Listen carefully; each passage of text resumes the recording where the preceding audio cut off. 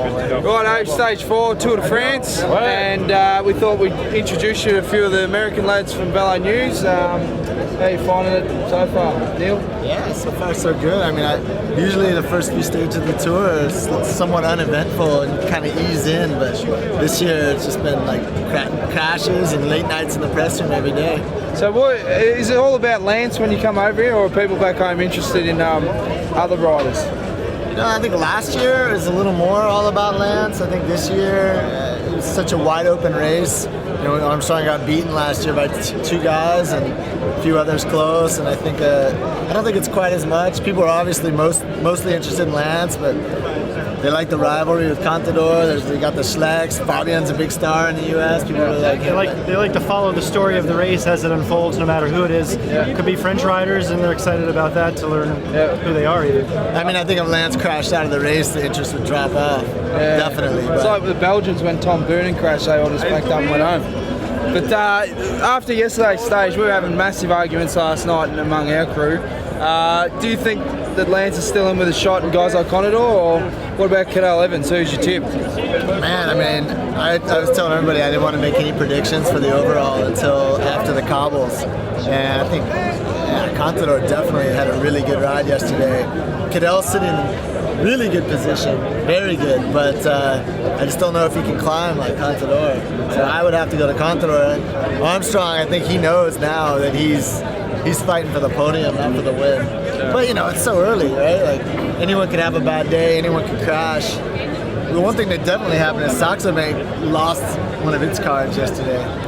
Well, it's a different Cadel Evans than a couple of years ago when he was toting around the yellow jersey and having all the press on him, and he was very uneasy. I saw him yesterday at the start, and he was calm, collected, and I think we're seeing a different Cadel at this race. Yeah, it's good. All right, thanks, lads, and we'll no doubt be jostling for position out the front of the Radio Shack bus. Oh, fair dinkum. Bloody good on you, mate. Cheers.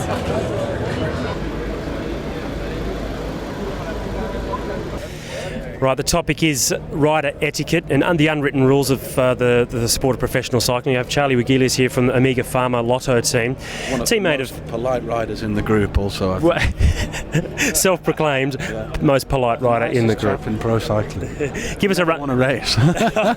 Give us a run through on some of the other unwritten rules of cycling. I think if you've got some extra water or some extra food that you're planning on chucking away, it's always better to check with the chaps if there's anybody who's got a bit of a dry throat and could do with a cold beverage, which the little favours that you do for one guy one day, and maybe the next time you're in bother you can help it off somebody else. So it's a wheel that goes around, and hopefully if people remember that soon they might need a hand off another guy, then it usually works out okay like that. If that's happened with, say a can of Coke or something, you might grab from the team car a little bit of sugar, nice and cold, towards the end of the stage, but you don't want to drink all of it. Normally gets handed around to who, doesn't it?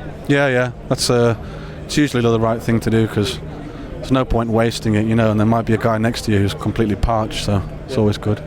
Now, you say that you're the most polite rider in the bunch. Is that because, and no disrespect, but you're not Arnold Schwarzenegger? No. So you're actually just making sure that you're nice to people so that they don't try and beat you up? I mean, you've got to use all the weapons that are available to you, and I don't really have very much of a physical presence in the group, so I've just got to turn the charm on and try and squeeze my way through that, just keep it nice.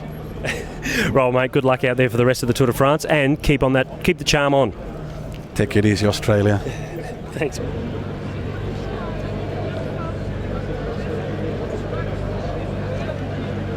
Well, we're just waiting to have a chat with Robbie McEwen, but the topic of the day was with him how popular he is in Europe compared to back home in Australia. The reason we're waiting is that all the other news crews are trying to talk to him. So that I guess is an indication of just how popular not just Robbie but cycling in general is in Europe. Well, that's stage 4 done. Quite a long day. Pretty short for the riders at 150 kilometres, but it was a very long day for Daniel here. It's a long night. Long night, a little bit of food poisoning and spraying the bowl pretty much from both ends, unfortunately. Yeah, I lost about 15 litres, and people at home don't really want to know that. But we're talking this afternoon that The scrums here at the tour are obviously pretty bad, and yesterday was terrible when it come to Lance. Because basically at the finishes, you've got to pick if you want to get Lance or not, then get in the right position. But yesterday we got nudged out, but then today, because it was a sprint stage, there was no one really there. But Scotty, as we saw, the lack of people there was still enough to cause a bit of controversy at the end. Well, there was a lack of media, I guess, but yeah, there was no lack of fans, or anti-fans as I call them, and Lance got a little bit heckled, which caused him to cut our interview short, which is unfortunate. But apparently it's not the first time. There's a serial pest in the crowd, and this person apparently, and this group of people were at the Tour of Luxembourg and heckled him every day, and Lance got a little bit antsy about it all. Guys turned up again and Lance was out of there, jumped in the car and gone. Do you reckon, alright, Lance has got security in that at the tour, but would that rattle you, being that, alright, the best thing about cycling is that there's so many fans on the side of the road, and there's been cases, I remember 2004 when they had the time trial up Alpe d'Huez and he said that he got spat on and all that sort of stuff. Is there an element in the back of your head that all it takes is one nutter, and we've seen it in other sports before, like, look, I don't know, Monica Seles, for example. It could happen, and would that affect you when you've got nutters like that heckling you? I think we saw a little bit of that with Lance today, because you talk about Monica Seles, that was a closed environment. The fans were kept separate in tennis.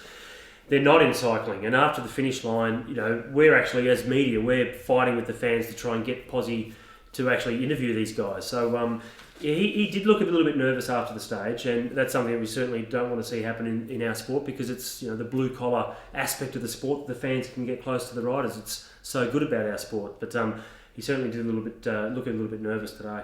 Well, if we're at the interview area again at the finish, and we hear him yelling out, we'll try and hunt him down and put the asset on. Not like that we're going to do anything; they'll probably knock us out. But swing the tripod. All right, well, stage 5 tomorrow, and Cavendish looks like he's slipped a bit. Needs to redeem himself a little bit. 12th on the stage today was look for Cav. Obviously 6 stage wins last year, so 12th is unacceptable, I think, in that team. See what he can come up with. But Robbie McEwen back on form, ran 4th, didn't get a stage win, but of course he's still coming back from his knee injury. So I think he really showed some good signs today. He's also injured after a crash 2 days ago, so I think it might take him a couple more days just to find his real rhythm.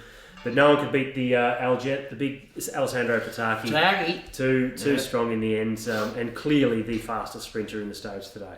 All right, well, stay tuned, and we'll keep you posted with everything that happens behind the scenes.